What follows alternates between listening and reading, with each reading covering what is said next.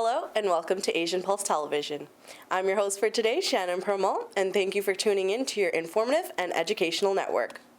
We're broadcasting from the unceded territory of the Semiahmoo First Nation, Katzie and Kwantlen First Nation. Our thoughts and prayers go out to the people of Ukraine who are fighting back for the safety of their people in Ukraine. Russia as a nation has started a war on Ukraine and wants to take over the country. We pray for peace in Ukraine. With that being said, spring is less than 2 weeks away, and spring starts on March 20th. We are all excited about spring, and it seems like for all of us that winter this year has been so long. So happy spring. I'll be right back after these words from our sponsors. Buying or selling a house is a difficult process. Get Brent Prakash from Saba Realty Limited to find you your dream home, whether it's your first house, upgrading, or investment property. Always at your service with a fast, friendly, and honest opinion, Brent Prakash will guide you through the entire process. Get in touch with him today for a free, no-obligation consultation at 778-840-5866. I understand how important it is to have a place called home, and it's frustrating using your hard-earned money on rent. Vic Prasad can make you a homeowner. Get pre-approved services provided to first-time buyers and new immigrants. You can qualify for mortgage even if you have bad credit. Call Vic Prasad now on 604-306-6647. Vic Prasad is associated with Craft Mortgages Canada Incorporated. I understand how important it is to have a place called home, and it's frustrating using your hard-earned money on rent. Vic Prasad can make you a homeowner. Get pre-approved services provided to first-time buyers and new immigrants. You can qualify for mortgage even if you have bad credit. Call Vic Prasad now on 604-306-6647. Vic Prasad is associated with Craft Mortgages Canada Incorporated. Community Outreach Pharmacy, providing in-home pharmacy services. This includes our specialized diabetes and blood pressure monitoring program, Free blister packing, free deliveries, and an in-home injection service throughout the whole Lower Mainland. Call us at 604-777-5601 for more information. If you would like to be our sponsor and would like to sponsor any segment of this show, please let us know by calling the number in our ending credits. Now we have in our studio Jay Birdie and Manjeet. Both of them are from Chetna Society, who are organizing International Women's Day on March 13th. So let's hear from them. Happy International Women's Day. And as we all know, this comes on March 8th. Then the world comes together to celebrate Women's Day. But just because International Women's Day fell on a weekday, so there is organizations that want to postpone the celebration a little bit later on in the week so you all can join. And there is an International Women's Day celebration that has been happening on the 13th of March. And for that reason, there are guests here who are here to talk about the celebration of International Women's Day. And I must say, the Chetna Society, and I've been to many events that they have been organized, that they are taking this leadership role to be able to celebrate women. So with me is Jay Birdie. He's the founder of Chetna, and Manjeet is chairperson for the Women's Committee for the celebration of International Women's Day. Welcome, both of you. Thank you. Yeah. So, hi. I'm getting so excited myself because I haven't seen you so long. For last 2 years, we were in the lockdown, and this is the first time that we are able to get the people here and be able to talk, and we start opening up. So tell me a little bit about Chetna Society. Well, thank you very much, Camila ji, and hello everyone. It's really wonderful to be here back with you, Camila, after a few years, with COVID. And I'm hoping, all of your audience is safe and doing well. So, Chetna Association, as you have captured, was established about 20 years ago, and the primary purpose of Chetna is to create awareness. Chetna literally means awareness, right? And awareness on what? And that is to creating more inclusive societies, respectful societies, welcoming society where everyone, regardless of their color, regardless of their gender, where they have come from, caste, so that we can all interact, right, participate and grow together, right? Yes. So as you know, quite often there are many barriers along the way. Sometimes barriers are because of the government's policies, right? And quite often the barriers about our own attitudes, right? and misbeliefs, I would say, biases. So our goal is to bring the community together, you know, and challenge our biases, and that's actually also the theme of International Women's Day this year, right? So that we can challenge our biases and celebrate not the differences, right, so much, but celebrate the common ground that we have. So that's what we are hoping to do. And I wanted to take this time to congratulate you and all the women, you know, for this International Women's Day. Thank you for inviting us. Yes, and I must admit, because I have been to many celebration of International Women's Day, I have organized many, and it's all the time is organized by a woman and only women only events. But my hat goes off to you as a gentleman sitting in there as an organization of Chetna organization to be able to get all the women and celebrate women.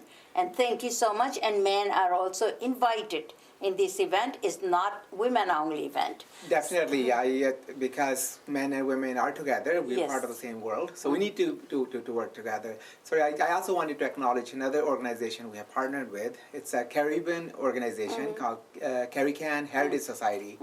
So they have a community center there. So I wanted to acknowledge that Chetna Association and Carrican Heritage Society are working together to celebrate this. Thank you. And Manjeet, you are the chair for the Women's Committee with Chetna organization. So can you talk a little bit about what's going to happen, where it's going to happen, and who can attend? Okay, thank you so much, Camilla, first of all. First of all, everyone, all invited to come.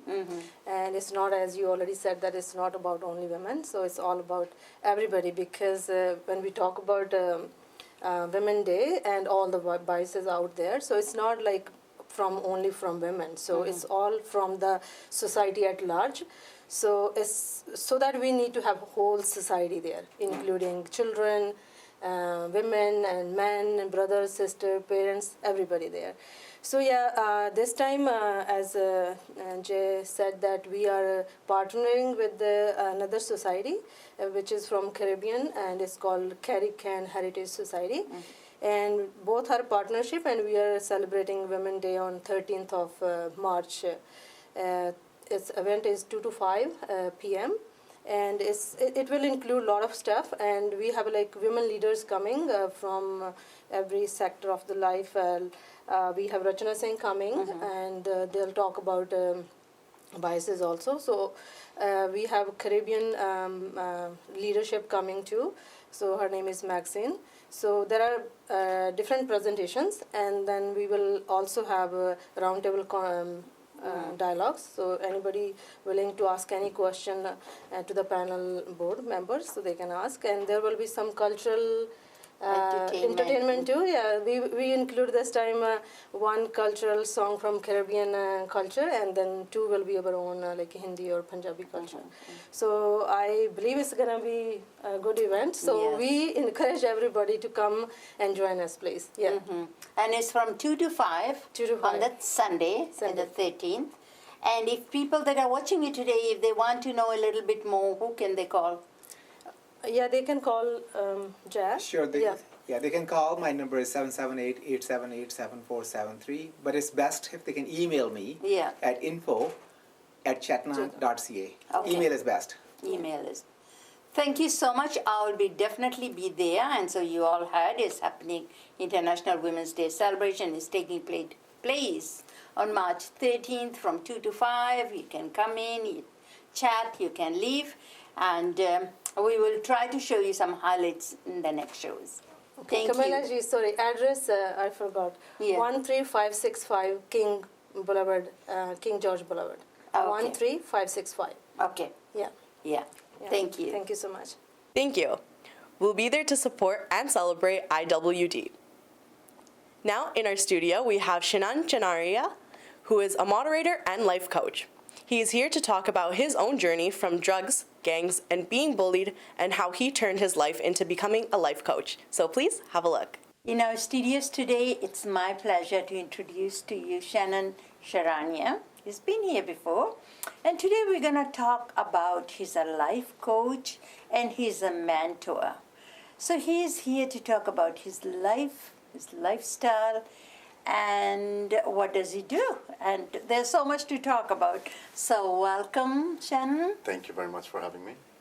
It's always such a pleasure to speak to you because you are so assertive and you're just full of knowledge. And I think you are also a mentor. There are a lot of people that look at you and they said, well, if he can change his life or reform, then other people can do it too, right? Yes. So let's start, and I know we have done this before, but to get the people, those people that are watching you today, just start your life, just talk a little bit about your background. Sure. So my background is, I immigrated from Kenya with my family in '93. We came to Vancouver. So I was 11 years of age back then. And I was very confused when I came first to the country because, there's a big culture shock and different country, different systems, different people. And I got bullied very much right off the bat. I got bullied for being brown and wearing different kinds of clothes. Of course, I'm from a third world country, coming into a first world country. So I experienced a lot of the discomfort that comes with that. And I didn't know how to react to it because I didn't even know what bullying was. I never experienced that back home. And because I didn't know how to react to it, it just kept building up inside of me. I didn't know what to do with it. I talked to adults, parents, friends' parents, teachers, and my older brother too. He was in high school. I was in elementary at the time. And I remember very distinctly that everyone was pretty much telling me, oh, that's just part of life. Like everyone goes through it. Just walk it off kind of thing, And now I see the innocence in why they were saying that. They didn't know, and there was no awareness towards bullying back then. This is 25, 28 years ago. And so as I was hearing that, it wasn't connecting with me. Internally, I was thinking to myself, you're telling me to wake up, get dressed, and go get bullied. I'm not signing up for that, So as this 11 and 12-year-old that's confused and really not aligned with the advice that I'm getting of just walk it off, it's part of school, I started skipping school. Naturally, I didn't want to be there, So You don't want to be bullied. Exactly. If you get trusted to go Exactly, to school, right? nobody wants to Who wants to bullied. get up and look forward to that? So it was very depressing. So I used to get dropped off at school by my parents, and I would go in the front and go out the back. I wouldn't go to class. I would just skip school. And of course, again, naturally, when I'm skipping school, I'm hanging out with kids that were skipping school. So I started hanging out with kids that were just up to no good. We were all in the same boat, even the kids that I hung out with. They were bullied, they were immigrants, they were kind of going through the same thing. So I found a little bit of a sense of belonging in that. You too, me too kind of thing, By the time grade 8 came around, I was 13 years of age. And I was still experiencing bullying even though it was a new school. It was a bigger school with more students, of course, older students. And there was just a point where I just got fed up, right? There was all this aggression and I was like, I don't like this. So I fought back. And as I fought back, I was hearing voices in the back saying, good for you, Shanann, stand up, And in my mind, I misinterpreted that because I thought to myself, wait a second, this is something likable. Because till now I was thinking I'm unlikable. There must be something unlikable. That's why I'm being bullied. And as I was hearing these, yeah, good for you, I went, okay, I thought that the fighting is something likable. So I started fighting lots. I got into many fights. I got kicked out of school over and over again. By 14, I was very lost because I was still trying to become somebody that people would like.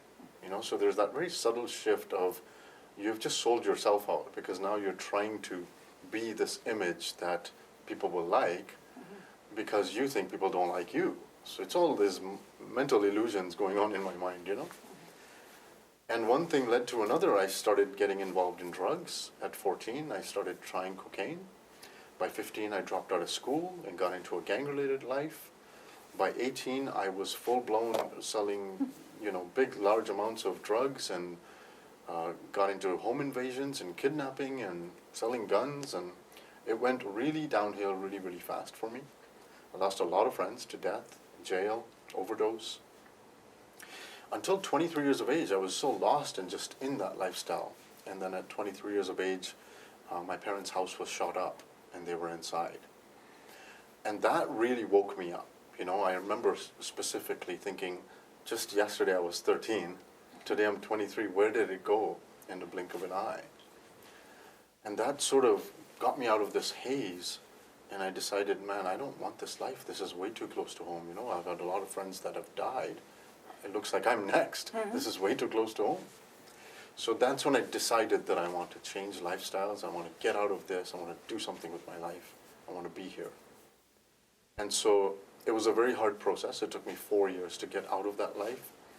I got out of that. I got into specific just jobs that I could get. You know, I was a grade 10 dropout, so what kind of job can I get? And then I started working at Tim Hortons and put on a hairnet and, you know, served coffee, made sandwiches. I became a baker. I did midnight shifts. I became a supervisor, assistant manager, manager. That process was about 4 years, the whole climbing up To from climb minimum that wage. ladder. Yeah. And it was really humbling, you know, because I was so arrogant. I thought, like, you mess with me, I am Shanann. But in Tim Hortons, a 17-year-old is telling me, time to go clean the washroom. And I'm like, oh, you know. But it was really humbling because I seen the people that I worked with, they were doing honest day's work. They were doing 3 jobs. They were living a peaceful life. And I thought to myself, this is life. What the hell am I doing trying to take shortcuts? You know? So that process went on, and I ended up owning a Tim Hortons because that was really my goal. So after managing and, you know, being You in that bought the position. franchise. Yeah, I bought the franchise. And I did that, and I was very proud, you know. My parents were proud, and everyone around me was very, very proud, saying that we didn't even think you would get out of that lifestyle, let alone do anything with your life. And now you have a Tim Hortons. It's very, very admirable. But I wasn't feeling fulfilled internally, you know, even though I had the Tim Hortons and it looked good and I felt accomplished, but that fulfillment piece wasn't there. You know, and Tim Hortons is such a great business. They support you very well, and you can grow with them. But I found myself in the year 2 of ownership that there's something missing in my heart. I don't know what it is, but there's something missing. I mean, the franchise was doing very well. We were doing over $2 million a year. I had 52 staff at one point that I was responsible for, 24-hour restaurant. What's missing? But something internally was Not like, this happy, is yeah. not connect, yeah.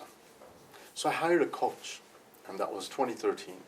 And through that process, I started to realize one of the biggest insight I had was that I have just shifted a drug dealing's lifestyle to a Tim Horton lifestyle. But internally, I hadn't changed. Because drug dealing I used to do for money. Tim Hortons, I got into it because of money. I have no passion to serve coffee, you know. So I did it for the money as well. So while working with my coach, it opened my eyes to go, oh my God, I'm still the same inside.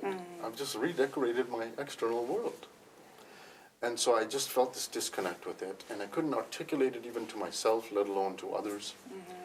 But it was a very hard decision, and I just decided I don't want to be there anymore. I can't do the Tim Hortons thing. And if I don't make a move now, I'll blink and I'll be 40. You know, so if I want to do something, if I want to get out of Tim Hortons, today is the day, or else stay here and you blink and you're 40. And again, I would be financially well off, I'm sure. Yes. But will I be fulfilled? So I decided to give it up. It was a very, very difficult decision. You sold the business. Yeah, you have to sell it back to them because they train people to come back into their own, it's their name they're using, right? And after I gave it up, I started to, you know, take some time out to myself. I went hiking and kayaking and kind of reconnect with my soul. And I realized that coaching had made such a big impact on my life. And it was just simply safe conversations. That's the essence of coaching, you know. A coach creates a safe container, listens, and directs you back inside of yourself continuously. Find the answers within yourself. Find the answers within yourself. It made such a big difference. I said, man, I wish I had this earlier in my life. It would have been such a big, impactful journey. And my friends, if they had it, maybe they wouldn't be dead. Maybe they wouldn't be so lost. Maybe their moms wouldn't have lost their sons. Coaching is very, very valuable, I thought to myself. So I said, you know what, I want to do coaching because it's made such a big difference in my life. So I experimented with it 2013, 14, and then in May 2014, I just fell in love with it. And I said, you know what, I want to do this. I'm going to jump in. I started my own company in 2014 in May. And ever since then, I've been doing that. I've just been helping people in various ways, still getting coached by different people. We always have something to learn. You know, we're all students in life. And it's just been a very fun and fulfilling journey now for me. because that coaching made you, what a difference, made you the man that you are sitting here today Absolutely. and talking about it. Did you ever finish grade 12? Did you go back to school? I did not. I did Okay, not. okay. Yeah. So grade 10 is the highest education I've had. Yeah. Yeah. Right, because so many people sometimes you think that you need to go back where you left off and get the education. But I think life has taught you a lot. Absolutely. You know, the skills that you have gained, and you listen to your inner self, and I think that opened up all kinds of windows. Yes. First of all, you were making money, doing drugs and all these illegal things, get rich faster. Then when that was scary, when parents could have been killed, then you got out of there, you recognize how dangerous this life is, and I don't want to be dead at 18, 19. Right. And then you want to go back and start earning your own, so that you feel much better too, because I'm making my own money. So you reach the peak, and then that did not satisfy you, then you go back. So you are a coach right now, that's what you do. So is this what you tell other people, is that they hire you now, and you talk to them? And who are your students? Who are your clients right now? Excuse me. So, yes, coaching, it's such a fun job. It's a very creative job. It's like an art, right? Conversation is art. And I really enjoy working with all kinds of people that really just want more fulfillment, more passion, more creativity. They want to design their life, right? They don't want to go by the template that they've been living. A lot of us are waking up to a lot of different aspects of our life, right? In terms of climbing the corporate ladder is not fulfilling for so many people. Living from their parents' beliefs anymore is not fulfilling for them, because our soul wants to wake up. So people that really want to discover themselves and do something with whatever they uncover inside of themselves, that's who I enjoy working with. Right now I'm working with senior executives. A lot of them are in UK, Europe, some in America, some in Canada, CEOs, CFOs, COOs. And I find, and they've just found me because they've been referred to me, because they're in a position where their life is great and they have lots of money and cars and houses, but they're feeling unfulfilled. So it's not so much about helping them grow the business. I don't help them do that because I don't know the Because business. they know the business themselves, Exactly. right? They're the experts in their own because they have business. made all this money, Yeah. and they know how to run. They know exactly what to do. They're trained in it. Yeah. But But there is a void inside. right, yeah. So I help them get grounded, I help them get some more emotional intelligence, help them become more aware of themselves. And as they do that, they can stay in the same business. Even their own business becomes more fulfilling, more creative, more satisfying for them. So most of the people I work right now is with senior execs. And then I do a lot of volunteer work. I run youth programs. I work with various programs that are happening here in the city that work with youth. And just volunteer my time, share my story, and all the skills and training I've learned as a coach, I bring that to the kids as well. And just help them understand that, if you start young at this age and start learning about We will continue his segment next week as well, so don't forget to watch his journey until the end. Here are some announcements that might be of interest to you. Khalsa X Students Reunion 2023 in Fiji.